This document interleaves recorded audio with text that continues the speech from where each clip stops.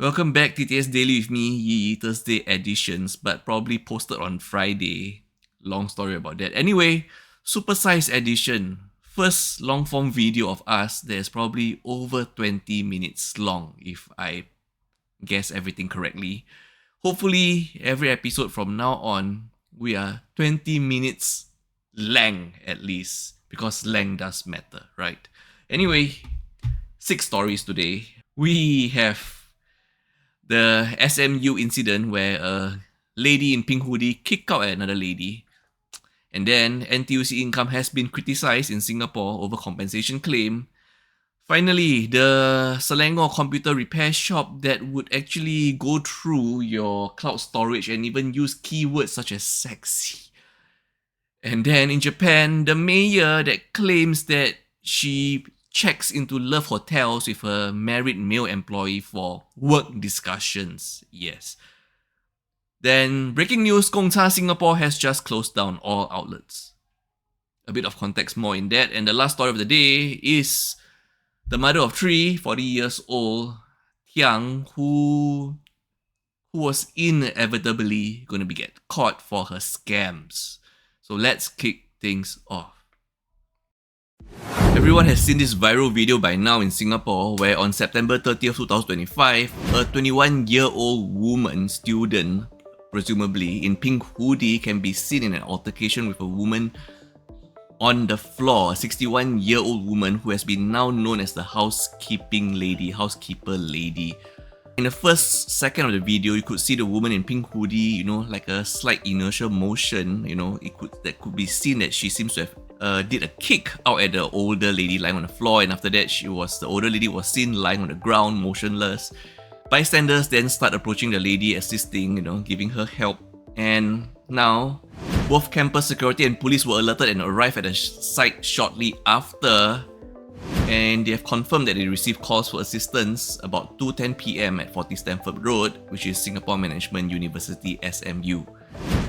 Once again, the 61-year-old woman, we're just going to show you the last few frames of her before she lie on the floor. You could see on her left hand, she's carrying a large tissue roll. So before I knew what she was, housekeeper lady, she has a large tissue roll. So probably, she was trying to refill the tissue at the lavatories, or should I say, refill the tissue at the toilets. So now, this 61-year-old woman was taken to Raffles Hospital where she was conscious upon admission, and according to SMU, she has been discharged now. Really clear-cut story, okay? The police has confirmed the two women, aged 21 and 61, are assisting in investigations. They are being investigated for voluntarily causing hurt and using criminal force. Further investigations are still ongoing. SMU has stated they are aware of the video and take a serious view of the matter. That's it. The only thing I could say is kicking at each other is wrong, even more so when the young is lashing out at the old. We have zero context on what caused the altercation. This video has gone on way too long for a brief 20 seconds clip. We'll keep you updated when we know more. Mr. Kowa was aged 78 when he was knocked down by a van at the basement car park of an industrial building in June 2019.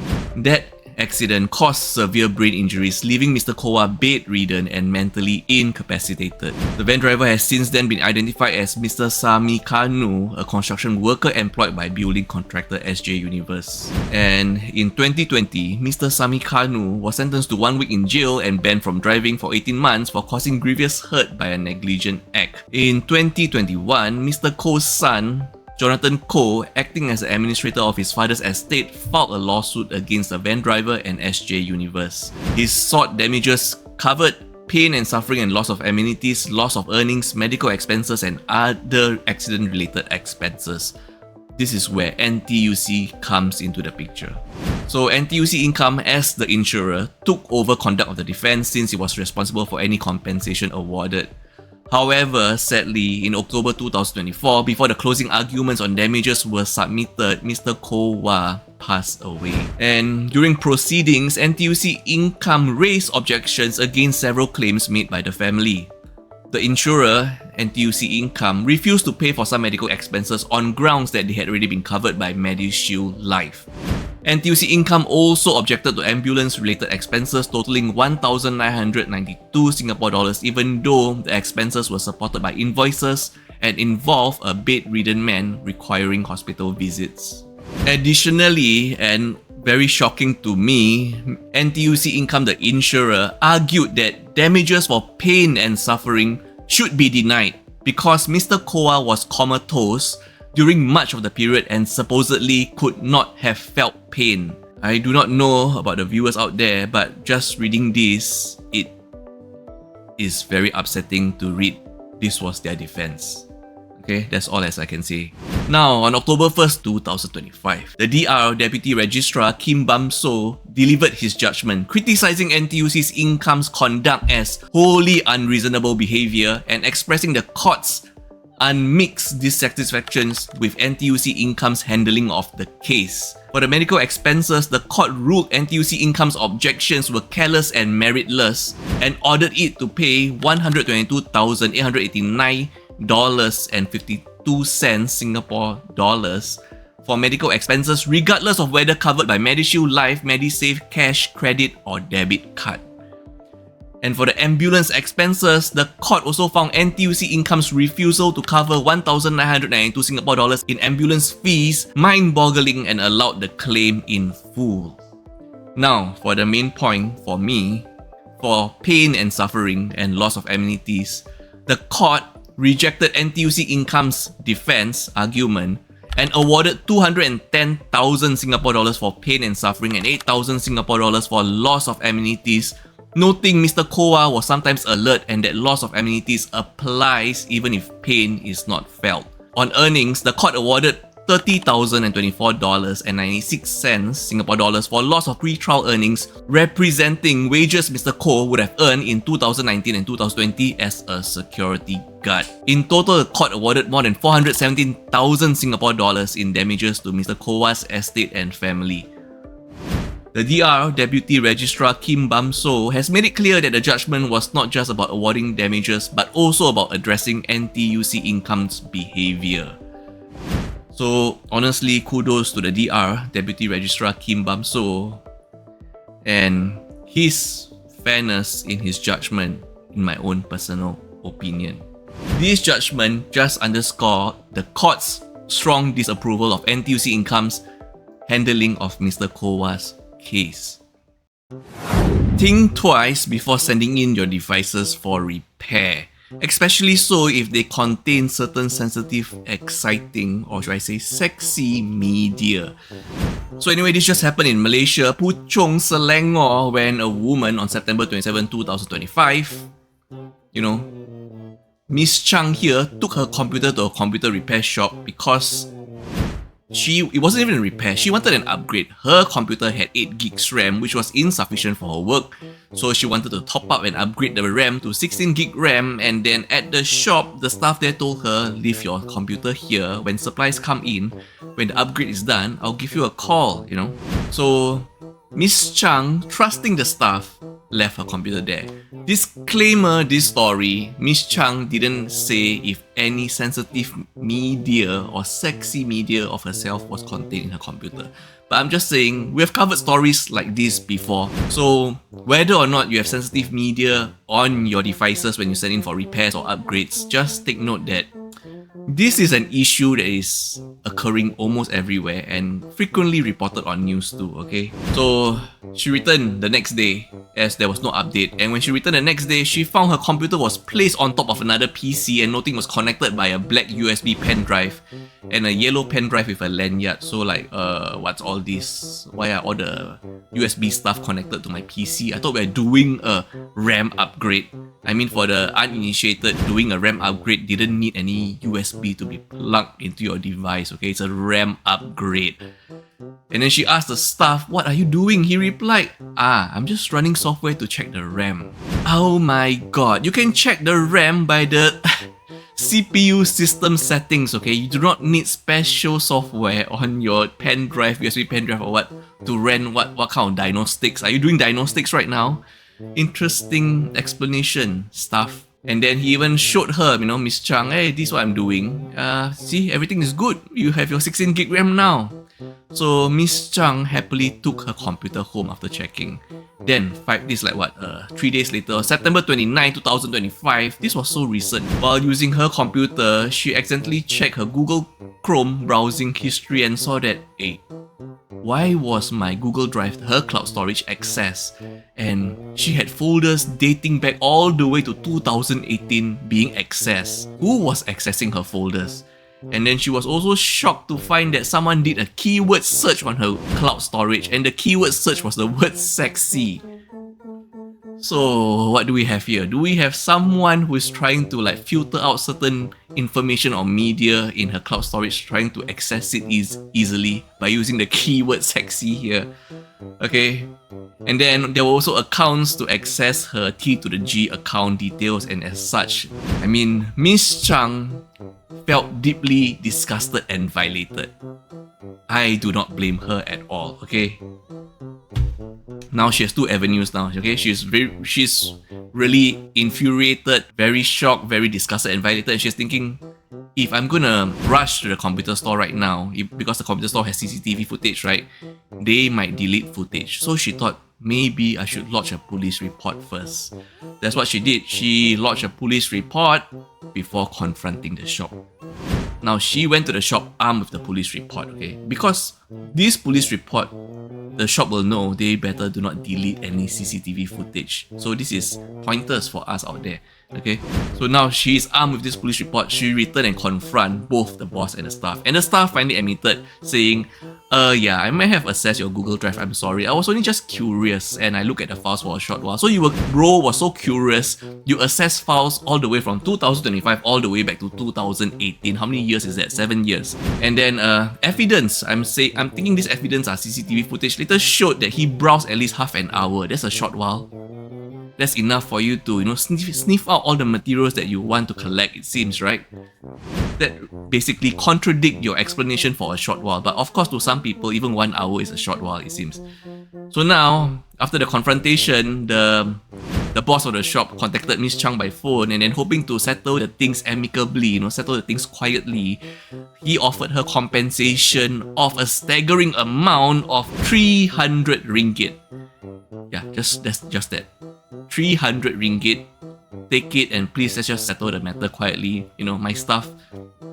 Yeah, I know he's wrong. Let's just settle the matter quietly. That made Miss Chang felt even more extremely insulted and angered. It's like trying to make sure, her privacy was invaded, and this seems like, 300 ringgit to settle the matter quietly. No. So anyway, now she shared her experience publicly on F to the B, warning others about the incident. And she also was concerned that this probably isn't the first time the staff is committing such an offense, and also what's going to happen to all the media that is already, what's going to happen to all the personal media of her that's already been accessed by the staff. It could be potentially be misused for who knows what, And then, as such, the matter is still currently under police investigations. But once again, please think twice about sending your devices for repairs or upgrades. Pro tip, if you need to send them for upgrades, right, or repairs, you could actually remove your hard disk. Now, there is an issue here. If you're actually sending them for a repair or an upgrade regarding a faulty hard drive, then you would have to leave your hard drive with them. Even though it is a crime for them to look at your personal stuff, yeah, just take note that this issue is happening pretty much quite often. Stay safe out there. Mayor Akira Ogawa, 41 years old, mayor of Mabashi City, Gunma Prefecture, Japan. She has been reported by several big news networks in Japan that she has been seen visiting love hotels multiple times with a married male employee of Mabashi City Hall, basically her subordinate. Now, the mayor has come out clarifying. Relax everyone, relax. Her first meeting with the male subordinate occurred around February to March. She also further clarified these early meetings were occasional and framed them as times where she sought advice or consultation. And also, Ogawa explained she consulted this specific employee about work-related matters and some personal concerns that she felt she could not discuss with senior or special class staff. So somehow, some matters that she needs to discuss about, including personal concerns, can only be discussed with this male employee, who is married, by the way. Anyway, Ogawa is single, okay, just in case a bit of context missed out from the intro. But she claimed, very importantly, all this happened in the Love Hotel, obviously, that she paid for herself, she foot the bill herself, and these meetings were not a romantic relationship. This is a very important wording here. It's not a romantic relationship, but were there physical relations happening during these work discussions or meetings in the Love Hotels? We don't know, right? But she claims it was not a romantic relationship and there was no affair. Okay, she said there's no affair, so nothing physical happened. So basically, they went to these Love Hotels. Allegedly, they were found to have went at least 10 times. So they went there to discuss stuff because they wanted privacy and not to be disturbed. Which leaves me wondering, does Mayor Akira Ogawa not have her own office at Mabashi City Hall? Does she not have her own room that she could discuss matter privately with her subordinates? Is that what's going on? Because she further revealed that, you know, besides going to the Love Hotel, she also has went for meals and even sometimes to karaoke booths with the same male subordinate, you know, to discuss work stuff because they need a place where, you know, they have privacy and they could discuss things comfortably. But once again, we must further reiterate that she has claimed many times this is not a romantic relationship. There is no affair, okay? So now she acknowledged, yeah, okay, I think the choice of venue was extremely inappropriate and it would have caused misunderstanding. I mean, who would blame you doing work meetings at a Love Hotel? I mean, as far as I know, hotels have function rooms, business rooms that you can book for meetings or discussions if the space is inadequate at the Mabashi City Hall. If your own room, I don't even know if you even got your own room at the Mabashi City Hall now, since you need a place for work discussions, it seems. And she has expressed deep regret for her reckless actions that could cause misunderstandings, but of course, once again, reiterating here for the third time, this was not a romantic relationship. She has chosen to remain in her post in her role. Obviously, this doesn't go well with public opinion, where they have received over 2,000 complaints online in a span of 2 days. So, what do you think? B for belief or B for bluff? Breaking news, Gongcha Singapore has just closed all 29 outlets in Singapore as of October 1st, 2025. This statement was made on October 2nd, 2025, where they confirmed that Gongcha Singapore is no longer the franchisee of Gongcha Global. And before people start saying, oh no, even Gongcha cannot make it in Singapore, the F&B industry is in such a dire situation, take note, the reason why Gongcha Singapore closed down might not have anything to do with rentals or high costs, but more of Gongcha Global, the franchisor, is not renewing its license with its franchisee, Gongcha Singapore Private Limited. In fact, Gongcha Global CEO Paul Renish has just said that this isn't goodbye but a see you soon. Gongcha Global will be re-entering the market, Singapore market, in a relaunch in 2026 under a new franchisee. And they'll be relaunching as Gongcha 2.0 that supposedly features new innovations that will improve customer experience and faster wait times. So, not exactly the end of the world for the F&B situation in Singapore. So as I was covering this story, I keep thinking to myself, why is she doing this? You know, how is she going to keep up with this facade? It's only a matter of time before she gets caught. And caught she did. So this is your last story of the day. Follow us for more. So this 40-year-old mother of 3 was just sentenced to 33 months jail for cheating 18 victims of nearly 277,000 Singapore dollars between September and December 2022 through fake iPhone sales and investment deals. She continued offending even while under police investigations and has repaid only about 38,000 Singapore dollars to some victims. Now, background context. Tiang Kim Hua, 40-year-old Singaporean mother of 3, who worked in a logistics firm, devised a cheating scheme between September to December 2022. Her method was to claim that she could sell electronic devices such as iPhones at great discounted prices to people that want the products. If not, she also has this investment deal where she'll tell people that she's able to get, iPhones at bulk at discounted rate and, quickly flip them or sell them for fast cash, for profits. So in this way, she has two sets of victims. People that want products, which not all managed to receive products. Ultimately, all of them didn't get any products at all.